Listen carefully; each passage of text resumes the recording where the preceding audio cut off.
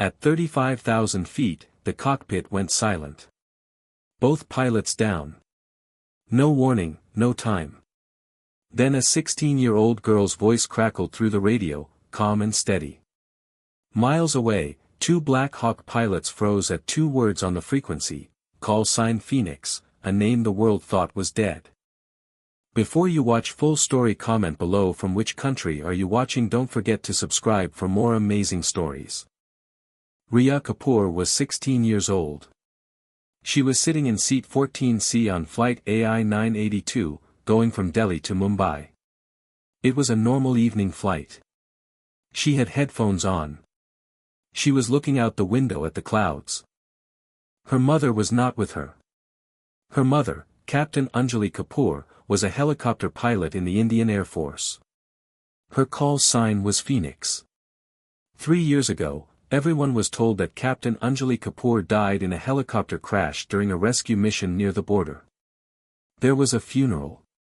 There was a flag. There was a medal given to a 10-year-old girl who could not stop crying that day. But Anjali did not die. She survived the crash. She was badly hurt, but some villagers found her and helped her. She could not go back to her old life right away. She had found something dangerous during her last mission, proof that someone inside the airbase was passing secret information to people outside. She knew that if she came back alive, those people would try to finish the job. So she stayed hidden. She only had one condition for herself: she would never fully leave her daughter alone.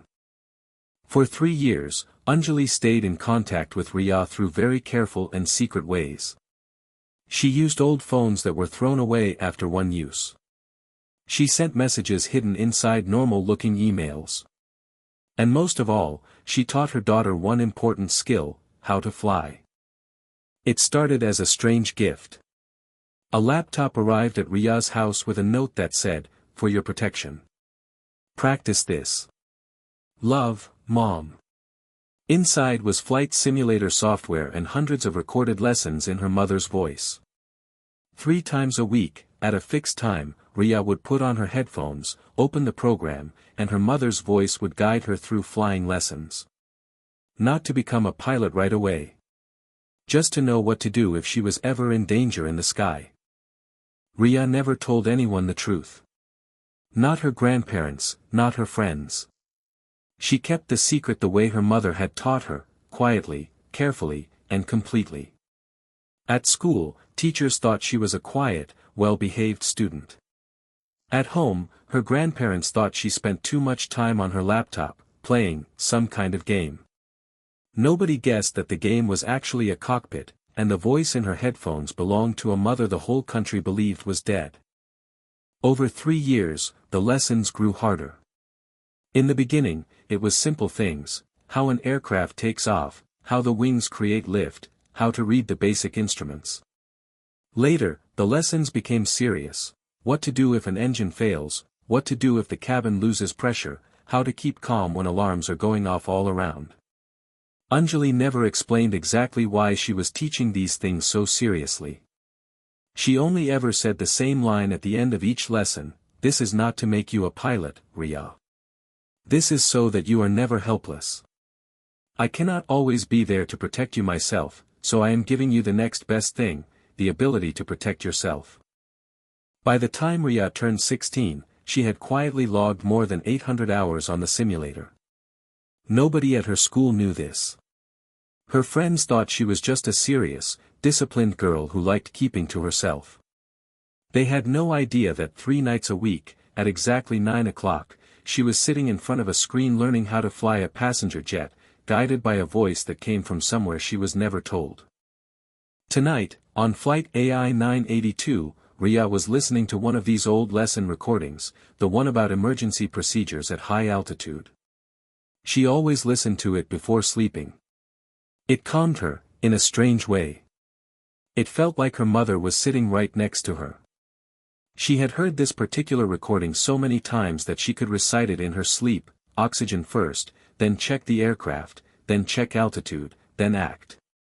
She never imagined she would need it for real. The plane was cruising smoothly at 35,000 feet. At exactly 7:40 in the evening, without warning, a loud sound filled the cabin. It was sharp and sudden, like something outside had broken. The plane shook hard. Oxygen masks dropped from the ceiling. People screamed. A flight attendant near the front lost her balance and fell into a row of seats. Ria's hands moved fast. She pulled her oxygen mask down and placed it on her face, just like she had practiced hundreds of times in the simulator. She breathed steadily and looked around. Most passengers were struggling. Some did not understand what was happening. The plane was shaking in an unusual way. It was not smooth. It felt like nobody was properly controlling it. 30 seconds passed. Then a minute. There was no voice from the pilots. No announcement. Nothing. Ria unbuckled her seatbelt. A man next to her grabbed her arm and told her to sit down, that it was not safe to move. She quietly pulled her arm back and said, "I need to check something."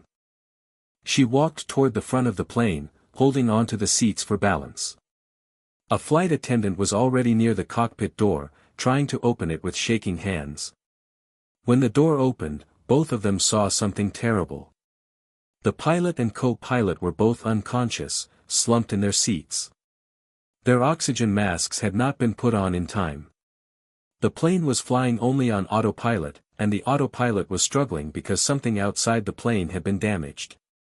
The flight attendant was in shock.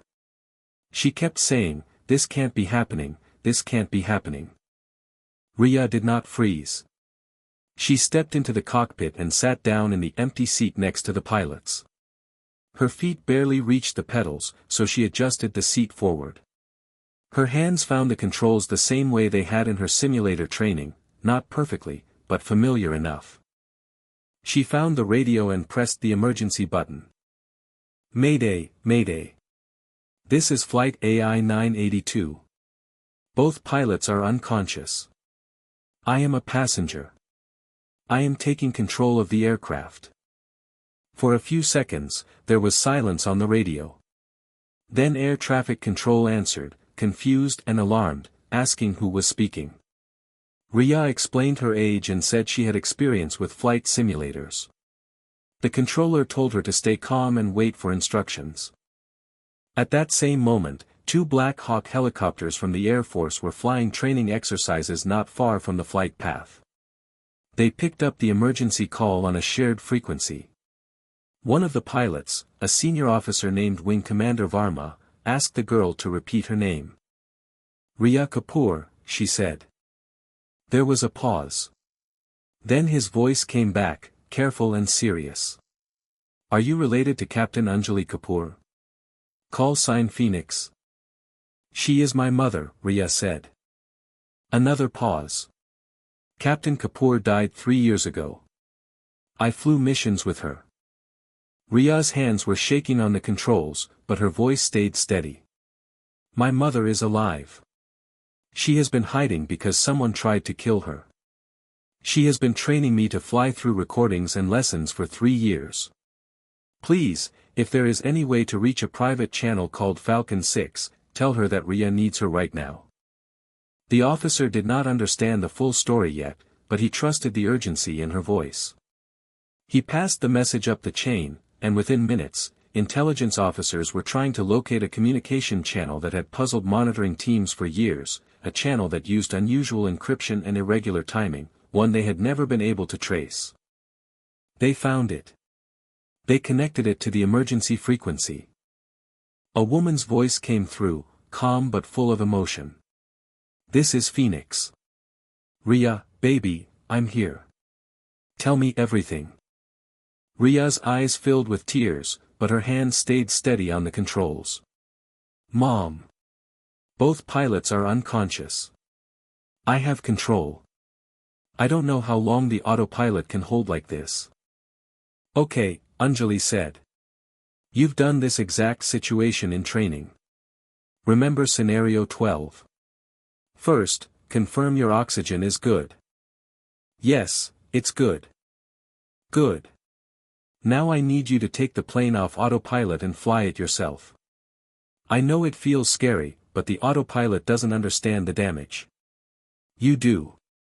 Trust your hands. Rhea switched off the autopilot.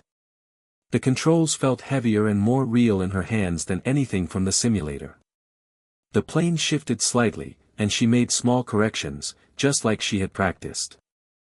I have it, she said. Manual control. It's steady. Perfect, Beta. You're doing exactly right. For the next 30 minutes, Anjali guided her daughter through every step, reducing altitude slowly, checking speed, preparing for landing at the nearest airport. Her voice never became panicked, even when Riaz did. She simply repeated instructions calmly, again and again, the same patient voice from all those late-night practice sessions. How are the passengers behind you? Anjali asked at one point. Rhea glanced back through the open cockpit door. Scared. But no panic. The flight attendants are helping people. Good. That means you're doing your job well. A calm cockpit keeps a calm cabin. Air traffic control came on the radio to give directions. AI 982, turn left, heading 270. Descend and maintain 8,000 feet. Runway is clear for your approach. Rhea repeated the instructions back and slowly turned the aircraft, careful not to move too fast. Beside her, on the radio, her mother's voice stayed steady. Don't rush the turn. Let the plane settle. You have time. Below them, the airport was clearing all other flights. Fire trucks and ambulances lined the runway. News helicopters gathered at a safe distance, cameras already recording live. On television screens across the country, people were watching a live update scroll across the bottom of the screen, passenger plane in emergency, minor reportedly at the controls.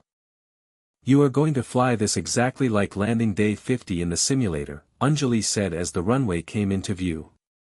Flaps down. Gear down. Slow and steady. Rhea reached for the flap lever and lowered it in stages, feeling the plane slow with each step. She pulled the landing gear handle, and a low rumble passed through the aircraft as the wheels came down and locked into place. Gear is down. 3 green lights, she said. Perfect. Just like practice. Now hold your speed steady. Don't let it drop too low. Rhea followed each instruction. Her hands trembled, but her movements were smooth. The runway grew closer. The ground rushed up beneath the wings.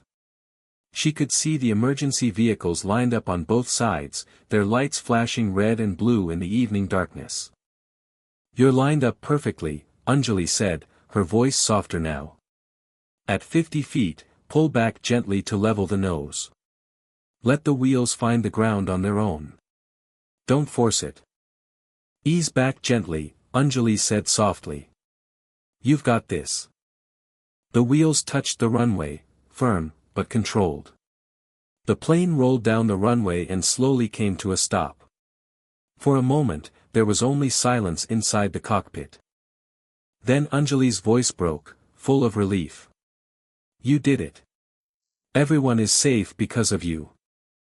Rhea sat back in the seat, her whole body shaking now that it was finally over. We're down, Mom, she whispered. Everyone's okay. Emergency crews rushed to the plane. Paramedics carried out the 2 pilots, who were still breathing but needed urgent care. Passengers walked down the emergency stairs, crying, hugging each other, thanking a girl they had never expected to see flying the plane. Outside, near the barriers, a woman in plain clothes pushed through the crowd of officials. She had short hair now, and a small scar near her eyebrow that had not been there 3 years ago. But her eyes were the same. Rhea, she called out. Rhea turned and ran. They met in the middle of the tarmac and held each other tightly, both crying, in front of officers, reporters, and hundreds of watching eyes. You're really here, Rhea said into her mother's shoulder. I'm here, Anjali said. I'm never hiding again. I promise you that. In the days that followed, Anjali gave a full statement to investigators. She explained the corruption she had discovered before her helicopter crash, and how the evidence she had quietly collected over the years finally led to the arrest of the people responsible for trying to silence her. The story made headlines across the country: a mother who had trained her daughter from the shadows, and a daughter whose courage had saved everyone on board. A few months later, mother and daughter sat together in a small training aircraft, this time with Anjali right beside her in person, not just a voice on a recording. "How does it feel?" Anjali asked as Riya lifted the plane smoothly into the air. "Better," Riya said. "Real." Anjali smiled and watched her daughter fly, no longer hiding, no longer separated by screens and secret channels, just a mother and daughter, together in the sky at last.